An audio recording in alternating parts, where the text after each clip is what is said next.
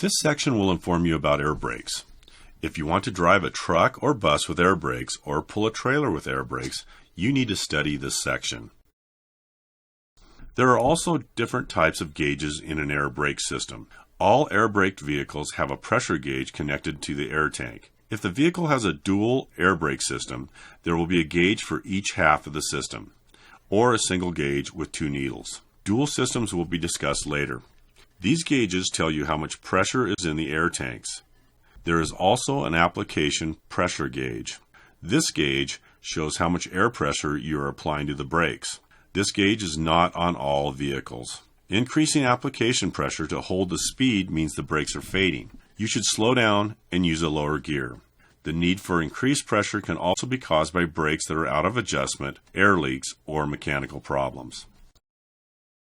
A low air pressure warning signal is required on vehicles with air brakes. A warning signal you can see must come on before the air pressure in the tanks falls below 60 psi, or 1/2 the compressor governor cutout pressure on older vehicles. The warning is usually a red light. A buzzer may also come on. On large buses, it is common for the low pressure warning devices to signal at 80 to 85 psi. Drivers behind you must be warned when you put your brakes on. The air brake system does this with an electric switch that works by air pressure. The switch turns on the brake lights when you put on the air brakes. Some older vehicles have a front brake limiting valve and a control in the cab. The control is usually marked normal and slippery. When you put the control in the slippery position, the limiting valve cuts the normal air pressure to the front brakes by half. Limiting valves were used to reduce the chance of the front wheels skidding on slippery surfaces. However, they actually reduced the stopping power of the vehicle. Front wheel braking is good under all conditions. Tests have shown that front wheel skids from braking are not likely even on ice. Make sure the control is in the normal position to have normal stopping power. Many vehicles have automatic front wheel limiting valves. They reduce the air to the front brakes except when the brakes are put on very hard, 60 psi or more application pressure. These valves cannot be controlled by the driver. All trucks, tractors, and buses must be equipped with emergency braking and parking brakes. They must be held on by mechanical force. Spring brakes are usually used to meet these needs. When driving, powerful springs are held back by air pressure. If the air pressure is removed, the springs put on the brakes. A parking brake control in the cab allows the driver to release or set the parking brakes. A leak in the air brake system will cause the springs to put on the brakes. The spring brakes will come on if air pressure drops to a range of 20 to 45 psi. Do not wait for the brakes to come on automatically. When the low air pressure warning light and buzzer first come on, bring the vehicle to a safe stop right away while you can control the brakes. The braking power of spring brakes depends on the brakes being in adjustment. If the brakes are not adjusted properly, neither the regular brakes nor the emergency or parking brakes will work correctly.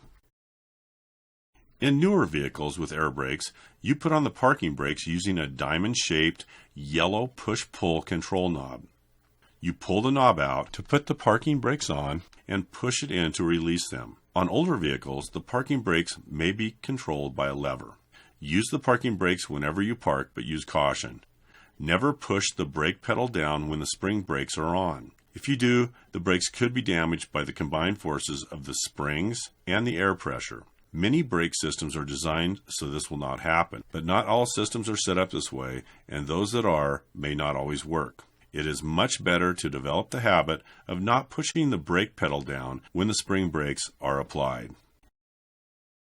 Modulating control valves. In some vehicles, a control handle on the dashboard may be used to apply the spring brakes gradually. This is called a modulating valve. It is spring-loaded, so you have to feel for the braking action. The more you move the control lever, the harder the spring brakes come on. They work this way so you can control the spring brakes if the service brakes fail. When parking a vehicle with a modulating control valve, move the lever as far as it will go and hold it in place with a locking device.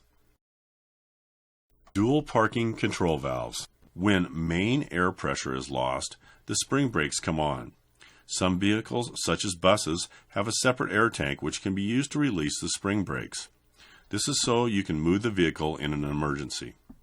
One of the valves is a push-pull type and is used to put on the spring brakes for parking. The other valve is spring-loaded in the out position. When you push the control in, air from the separate air tank releases the spring brakes so you can move. When you release the button, the spring brakes come on again. There is only enough air in the separate tank to do this a few times. Therefore, plan carefully when moving. Otherwise, you may be stopped in a dangerous location when the separate air supply runs out. During your walk-around inspection, check manual slack adjusters on S-cam brakes. Park on level ground and chock the wheels to prevent the vehicle from moving. Turn off the parking brakes so you can move the slack adjusters. Use gloves and pull hard on each slack adjuster that you can get to. If a slack adjuster moves more than about 1 inch where the push rod attaches to it, it needs adjustment. Vehicles with too much brake slack can be very hard to stop. Out-of-adjustment brakes are the most common problem found in roadside inspections. Be safe, check the slack adjusters. Check brake drums or discs, linings, and hoses.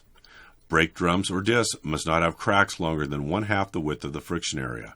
Linings must not be loose or soaked with oil or grease. They must not be dangerously thin. Mechanical parts must be in place, not broken or missing. Check that the air hose is connected to the brake chambers to make sure they aren't cut or worn due to rubbing. Some of the rules for air brake check were changed by the government in July 2015. The new procedure is as follows. Parking brake check. With the truck in low forward gear and the parking brake set, attempt to move the truck. If the truck does not move, the parking brake is functioning properly. Service brake check. Brake pedal. Release the parking brake and move the vehicle forward at less than 5 miles per hour. Depress the brake pedal while gripping the steering wheel lightly. The truck should not pull to the right or left during braking. If it does, the brakes are out of adjustment.